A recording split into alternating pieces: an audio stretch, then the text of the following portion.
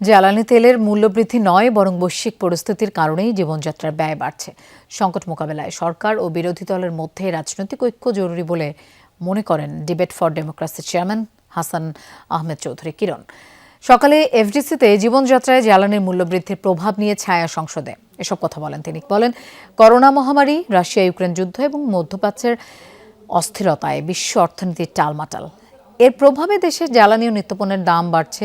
বৈশ্বিক মন্দায় সরকারকে ব্যর্থ করার চেষ্টা না করে সাধারণ মানুষের জীবনযাত্রা সহনশীল রাখতে রাজনৈতিক দলগুলোকে দায়িত্বশীল ভূমিকা পালনের আহ্বান জানান তিনি।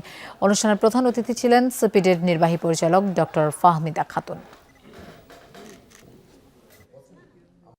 মধ্যপ্রাচ্যের যুদ্ধ যদি এভাবে দীর্ঘায়িত হয় তাহলে আমাদের বাংলাদেশ কোন আমাদের পরিপার্শ্বিক এবং বিশ্বে কিন্তু আমাদের জ্বালানি তেল, আমাদের খাদ্যদ্রব্য, আমাদের অত্যাবশ্যকীয় পণ্য সবকিছুর কিন্তু দাম বাড়বে এবং এর প্রভাব কিন্তু আমাদের সাধারণ জনগণ, মধ্যবিত্ত নিম্নবিত্তের উপরে সে প্রভাব পড়বে।